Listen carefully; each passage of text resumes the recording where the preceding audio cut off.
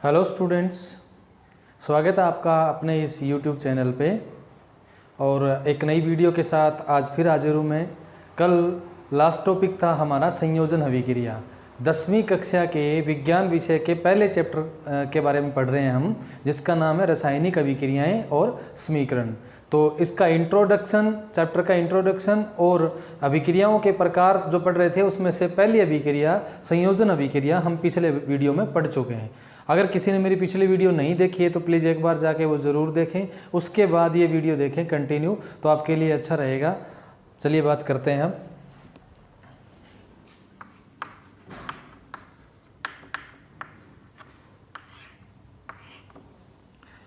अगला अभिक्रिया का प्रकार है वियोजन अभिक्रिया। वियोजन अभिक्रिया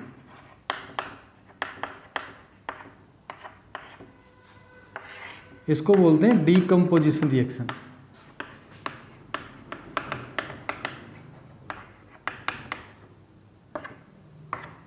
तो वियोजन या डीकम्पोजिशन जो है वो संयोजन से बिल्कुल उल्टी होती है। संयोजन में दो केमिकल आपस में जुड़ते हैं और वियोजन के अंदर जो एक कॉम्प्लेक्स केमिकल है वो टूटता है, एक जटिल केमिकल है वो टूटता है और सिंपल जो उसके रूप होते हैं उनके अंदर आता है। तो इसको डिफाइन हम कैसे करेंगे? एक ऐसी रासायनिक अभिक्रिया, ऐसी रासायनिक अभिक्रिया जिसमें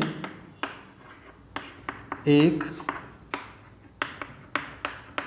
जटिल रासायनिक यौगिक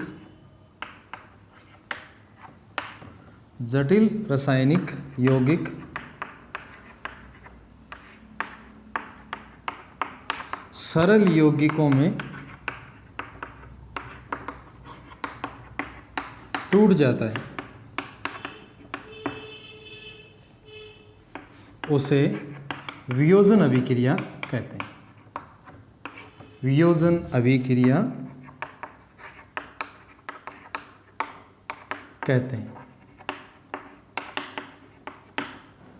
तो इसके अंदर क्या होता है? कॉम्प्लेक्स केमिकल होता है, वो कॉम्प्लेक्स केमिकल जो है वो टूट जाता है सिंपल कंपाउंड्स में, सरल यौगिकों में टूट जाता है। और सरल यौगिकों में जब वो टूटेगा, ठीक है, तो उस प्रोसेस को हम क्या बोलते हैं, उस प्रक्रिया को क्या बोलते हैं? वियोजन अभिक्रिया।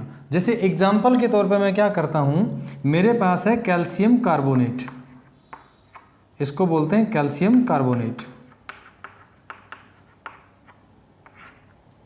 Calcium carbonate. और कैल्शियम कार्बोनेट को जब मैं हीट करता हूं तो वेरी हाई टेम्परेचर पे, एक उच्च तापमान पे इसको हीट करेंगे तो ये अपने सरल यौगिकों में टूट जाता है, जिसके दो कंपोनेंट है। इन दोनों के जुड़ने से ये बनता है, एक है कैल्शियम ऑक्साइड,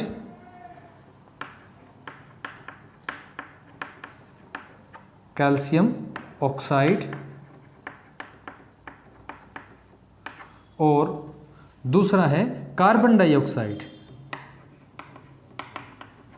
कार्बन डाइऑक्साइड।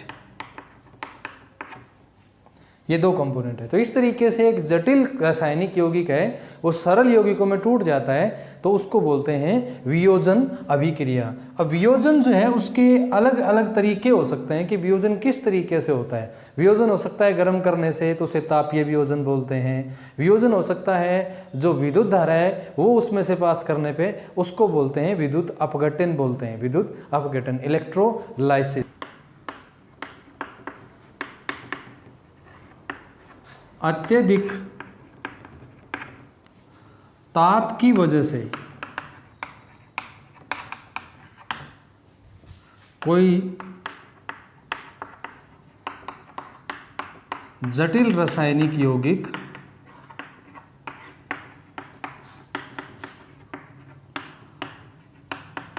अगर सरल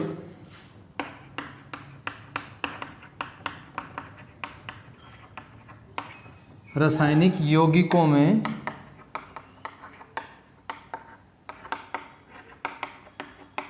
टूट जाता है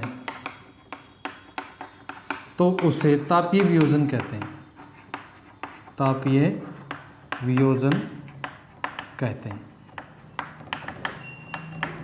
जो अभी आपने एग्जाम्पल किया था वो तापीय वियोजन था। ये कैल्शियम कार्बोनेट को गर्म करेंगे तो गर्म करने से वो टूट जाएगा। हाइड्रोजन आयोडाइड है उसको गर्म करेंगे तो वो टूट जाएगा। जैसे दो एग्जाम्पल हैं इसके तापीय वियोजन के, एक तो कैल्शियम कार्बोनेट का वियोजन। कैल्शियम कार्बोनेट को जब आप गर्म करते हैं हाई टेम्परेचर पे तो ये कैल्शियम ऑक्साइड और CO2 में टूट जाता है। ठीक है, ये कैल्शियम कार्बोनेट है, कैल्शियम कार्बोनेट, और ये कैल्शियम ऑक्साइड।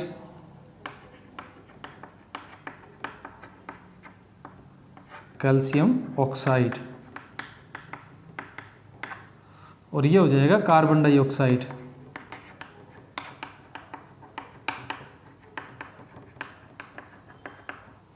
Carbon dioxide. दूसरा एग्जांपल ले लेंगे हाइड्रोजन आयोडाइड का वियोजन। हाइड्रोजन आयोडाइड है, इसको भी अगर आप हाई टेम्परेचर पर गर्म करते हैं तो ये टूट जाता है हाइड्रोजन गैस और आयोडीन वेपर में।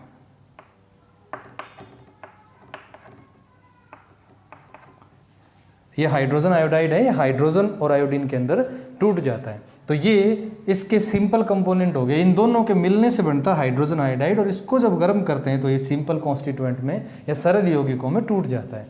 तो इसको बोलते हैं तापीय वियोजन।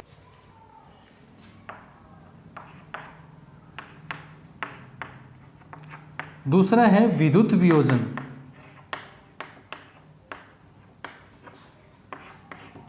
इसको बोलते हैं इलेक्ट्रोलाइटिक डिकम्पोजिशन।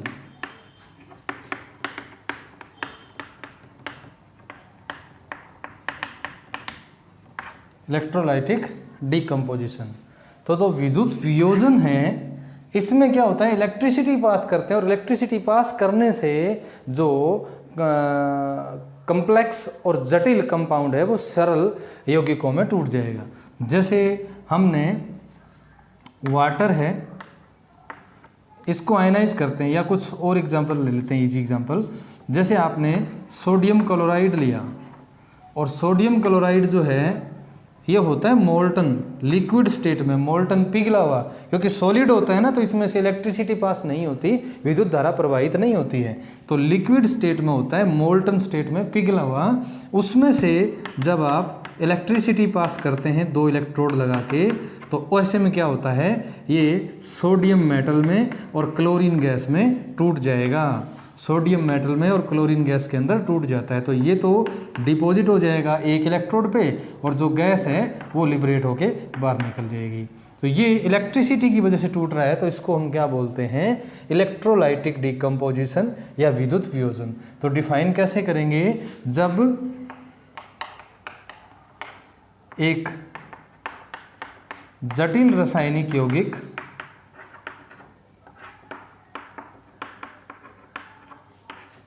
विद्युत धारा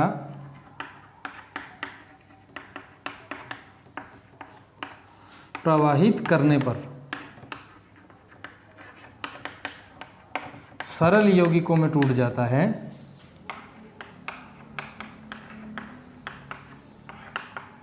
सरल यौगिकों में टूट जाता है, तो उसे विद्युत वियोजन कहते हैं। विद्युत वियोजन अभिक्रिया।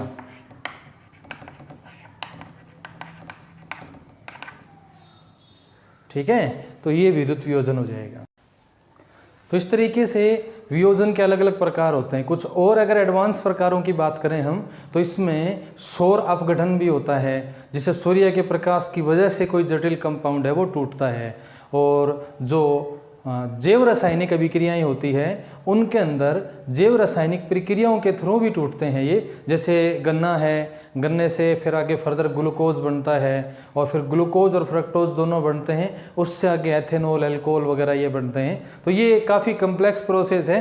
आपके 10वीं क्लास के लेवल तक ये दो टाइप हैं इसके वियोजन के, बस ये बहुत ज़रूरी है, ये ध्यान से कर लेना। वियोजन कौन कौन से, एक तो विद्युत वियोजन जो इलेक्ट्रिसिटी या विद्युत अपघटन की वजह से होता है, और दूसरा जो है तापीय वियोजन, जिसमें हीट करने पर, टेम्परेचर देने पे अगर कोई रासायनिक पदार्थ है वो कम्प्लेक्स रासायनिक पदार्थ है, जटिल, तो वो सरल में टूट जाता है।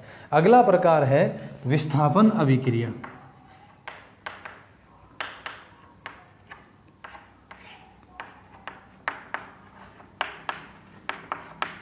विस्थापन अभिक्रिया, इसको बोलते हैं डिस्प्लेसमेंट रिएक्शन।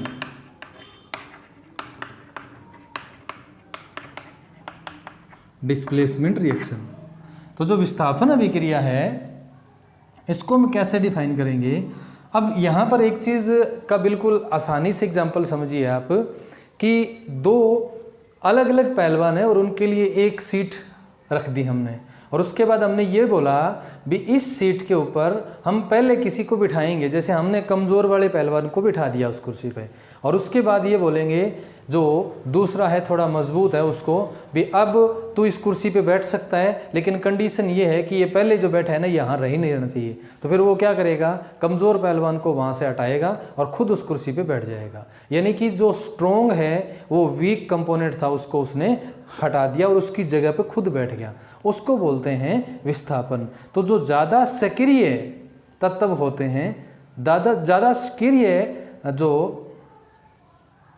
ज़्यादा सक्रिय जो तत्व होते हैं वो कम सक्रिय तत्वों को रिप्लेस करके उनकी जगह बैठ जाते हैं, तो उसको बोलते हैं विस्थापन अभिक्रिया। विस्थापन में क्या होता है, ऐसी रासायनिक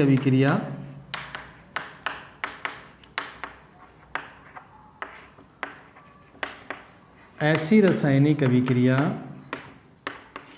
जिसमें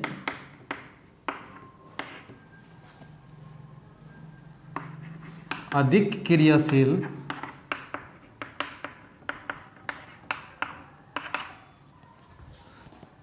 तत्व या आयन कम क्रियाशील तत्व या आयन को विस्थापित कर देते हैं, विस्थापित कर देते हैं, उसे विस्थापन अभिक्रिया कहते हैं, विस्थापन अभिक्रिया कहते हैं।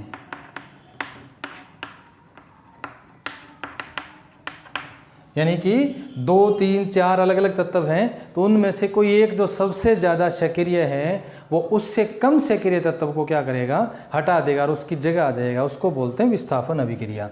इसमें एग्जाम्पल ले लेते हैं बिल्कुल सिंपल इस तरीके का। अगर आपने प्रैक्टिकली ये चीज़ कभी नोट भी करी होगी, एक सिंपल सा केमिकल होता है, ब्लू दिखता है, वो कॉपर सल्फेट, और कॉपर सल्फेट जो है इसका कॉमन नाम होता है नीला थोथा, नीला थोथा, ये होता है नीले रंग का। और अब इसके अंदर अगर मैं एक जिंक की रोड डाल देता हूं इस तरीके से, ये है जिंक रोड,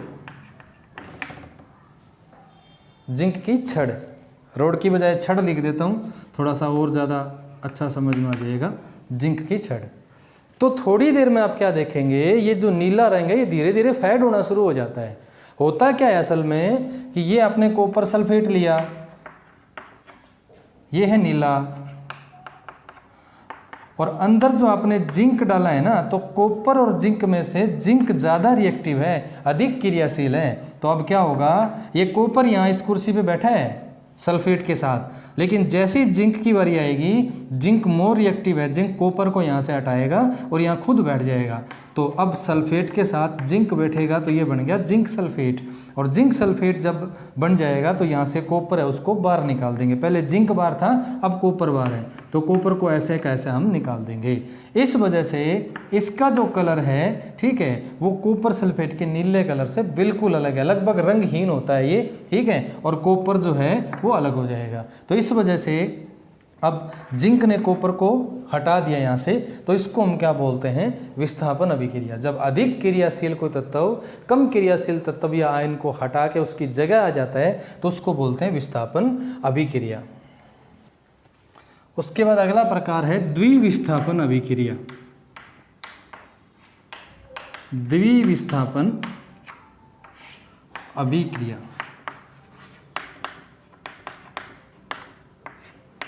तो जो द्विविस्थापन अभिक्रिया है इसमें क्या होता है, दो आयनिक यौगिक होते हैं और दो आयनिक यौगिकों के बीच में आयनों का आदान प्रदान होता है।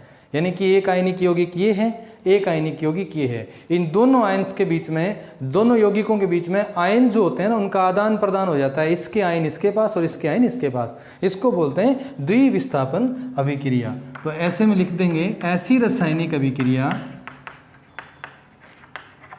ऐसी रासायनिक अभिक्रिया जिसमें आयनिक यौगिकों में, आयनिक यौगिकों में परस्पर आयनों का आदान प्रदान या विनिमय होता है, आदान प्रदान होता है, उसे द्विविस्थापन अभिक्रिया कहते हैं। द्विविस्थापन अभिक्रिया कहते हैं।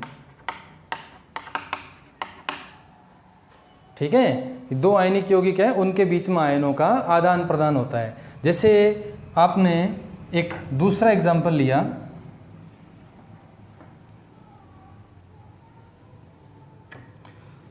ये एक बीकर है, इसमें आपने पहले एक एग्जाम्पल ले लिया, वो है बैरियम क्लोराइड।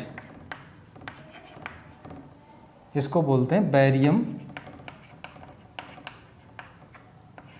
क्लोराइड। और उसके बाद इसमें आपने ऐड कर दिया तनु, डाइल्यूटेड जो होता है तनु सल्फ्यूरिक एसिड H2SO4। तो सल्फ्यूरिक एसिड ऐड करने के बाद पहले इसका रंग, ये रंगहीन था, ये रंगहीन था, लेकिन H2SO4 डालने के बाद एकदम से ये कैसा हो जाएगा, गाढ़ा सफेद हो जाएगा, गाढ़ा सफेद। ये क्यों होता है?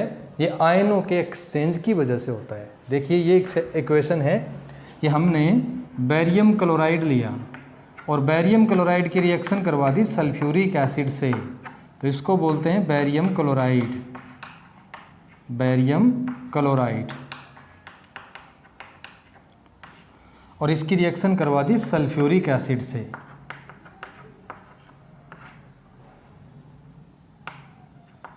सल्फ्यूरिक अम्ल से।